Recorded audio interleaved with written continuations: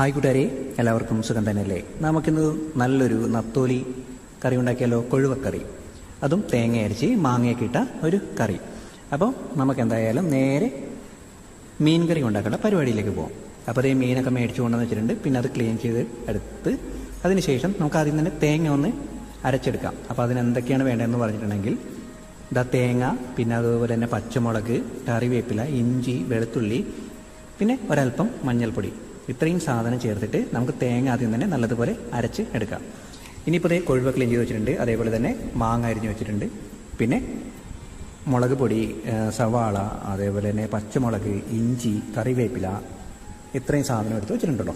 ഇനി നമുക്ക് എന്താണ് ചെയ്യേണ്ടതെന്ന് പറഞ്ഞിട്ടുണ്ടെങ്കിൽ ചട്ടിയുടെ അടപ്പത്തേക്ക് വെച്ച് എണ്ണ ഒഴിച്ച് ഈ അരിഞ്ഞ് വെച്ചിരിക്കുന്ന ചതച്ച് വെച്ചിട്ടുള്ള സാധനങ്ങളൊക്കെ അങ്ങോട്ട് ചേർത്ത് കൊടുക്കാം. അതായത് സവാള, പച്ചമുളക്, ഇഞ്ചി, വെളുത്തുള്ളി, കറിവേപ്പില, ഇതെല്ലാം നല്ലതുപോലെ ഒന്ന് മൊരിയിച്ചെടുക്കാം. നല്ലപോലെ മൊരിഞ്ഞ് വരുമ്പോഴത്തേക്കും നമുക്ക് അതിലേക്ക് ആവശ്യത്തിന് മുളക് പൊടിയും കൂടെ ഇട്ട് കൊടുക്കാം. അപ്പോൾ നമ്മുടെ മുളക് പൊടിയും കൂടെ അതിൽ കിടന്നൊന്ന് മൊരിഞ്ഞ് വന്ന് കഴിയുമ്പോഴത്തേക്കും നമുക്കതിനെ നമ്മളുടെ അരപ്പുണ്ടല്ലോ, അരച്ചു വെച്ചിരിക്കുന്നത്, തേങ്ങ അരച്ചു വെച്ചിരിക്കുന്നത്, അത് ചേർക്കുന്നതിന് മുമ്പ് നമുക്ക് നമ്മുടെ മാങ്ങയും കൂടി ഇട്ട് കൊടുക്കാം. മാങ്ങ ചേർത്തിട്ട് അരപ്പിട്ട് കൊടുക്കാം. അതാകുമ്പോഴത്തേക്കും മാങ്ങയൊക്കെ ഒന്ന് കാണാനൊക്കെ നല്ല ഭംഗിയായിരിക്കും. അപ്പോൾ അതുകൊണ്ട് അരപ്പ് മാറ്റി വെച്ചിട്ട് തൽക്കാലം നമ്മൾ ആദ്യം തന്നെ മാങ്ങ ഇട്ട് കൊടുത്തു.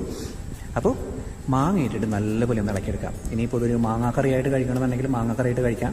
വേറെ ഒന്നും ചെയ്യേണ്ടതാ, കണ്ടോ, സൂപ്പറായിട്ടില്ലേ? ഇനി നമുക്ക് ഇതിലേക്ക് അരപ്പൂടി ഇട്ട് കൊടുക്കാം.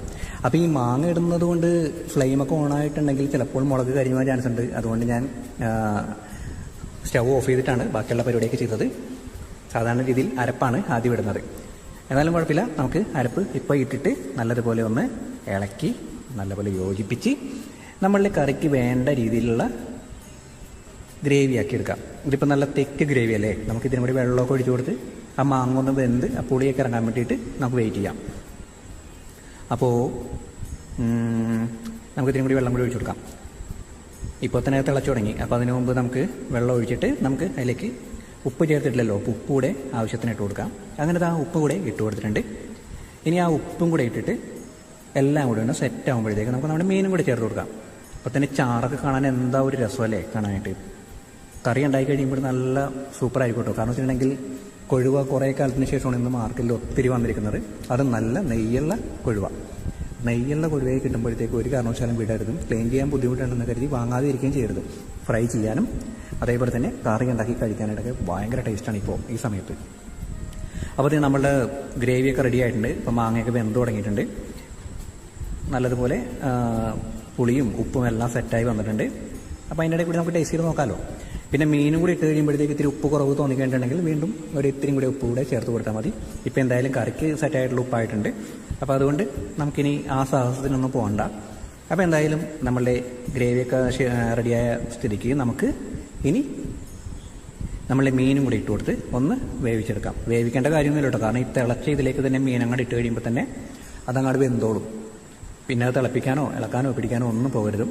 കാരണം വെച്ചിട്ടുണ്ടെങ്കിൽ വളരെ കുഞ്ഞു മീനല്ലേ, അത് മാത്രമല്ല വേവ് തീരെയില്ല. അപ്പോൾ അതേ മീനങ്ങോട്ട് ഇട്ട് കൊടുത്ത് ഇനി പയ്യെ ഈ ചാറക്ക ഇതിൻ്റെ മേളിലേക്ക് ആക്കിയിട്ട് അതിന് വേണ്ടിയിട്ട് മാത്രം നമുക്കൊന്ന് ഇളക്കി കൊടുക്കാം. അപ്പോൾ ഇതേപോലെ ഒന്ന് പയ്യെ ഒന്ന് ഇളക്കി കൊടുത്തിട്ടുണ്ടെങ്കിൽ സംഭവം സെറ്റായിട്ടുണ്ട്. ഇപ്പോൾ ഏകദേശം നമ്മളുടെ മീൻ കറി റെഡി ആയിട്ടുണ്ട്. റെഡി ആയിട്ടുണ്ടെന്ന് പറയാൻ പറ്റില്ല. ഇനി ഒന്ന് മീൻ ഇട്ടാലേ ഒന്ന് തിളപ്പിച്ചിട്ട് നമുക്കിതിനെ ഇറക്കി മാറ്റി വെക്കാം. പിന്നെ കൂട്ടത്തിൽ വേണമെന്നുണ്ടെങ്കിൽ ഈ സമയത്ത് കുറച്ചും കൂടി എണ്ണ വേണമെന്നുണ്ടെങ്കിൽ ഒഴിച്ചു കൊടുക്കാം. കറിവേപ്പില വേണമെങ്കിൽ ഇട്ട് കൊടുക്കാം. ഞാൻ എന്തായാലും രണ്ടും ചേർക്കുന്നില്ല. കാരണം എന്ന് പറഞ്ഞിട്ടുണ്ടെങ്കിൽ നെയ്യ് ഇത്തിരി കൂടുതലാണ് മീനിന്. അപ്പോൾ അതുകൊണ്ട് ഇനി എണ്ണ ഒഴിക്കേണ്ട ആവശ്യം വരുന്നില്ല. അപ്പോൾ നമ്മളുടെ മീൻ കറി, അതായത് കൊഴുവക്കറി, തേങ്ങ അരച്ച് മാങ്ങയിട്ട കൊഴുവക്കറി റെഡി ആയിട്ടുണ്ട്. അപ്പോൾ എല്ലാ കൂട്ടുകാരും കൊഴുവ കിട്ടുമ്പോഴത്തേക്കും ഇതേപോലെ തന്നെ ഉണ്ടാക്കി നോക്കൂ. തീർച്ചയായും നിങ്ങൾക്കും ഈ രുചി ഇഷ്ടമാകും. കാരണം വെച്ചിട്ടുണ്ടെങ്കിൽ ഇത് വളരെ മികച്ച ഒരു രുചി തന്നെയാണിത്. അപ്പോൾ എല്ലാ കൂട്ടുകാരും ഒരിക്കലെങ്കിലും ഇതേപോലെയുള്ള മീൻ കറിയൊക്കെ ഇങ്ങനെയും ഒന്ന് ട്രൈ ചെയ്ത് നോക്കാം. കണ്ടോ, നമ്മുടെ മീൻ കറിയൊക്കെ റെഡി ആയിട്ടുണ്ട്. ഇനിയിപ്പോൾ ഇവനെ അങ്ങോട്ട് കൊണ്ടുപോയിട്ട് മേശപ്പുറത്ത് വെച്ച് ചോറും കൂട്ടി ചൂട് ചോറിലേക്ക് ആ ചാറൊക്കെ ഒഴിച്ച് ആ മാങ്ങാ കഷ്ണമൊക്കെ ഇങ്ങനെ വായിലിട്ട് ഇങ്ങനെ നുണഞ്ഞ് അങ്ങനെ കഴിച്ചാൽ മാത്രം മതി അല്ലേ?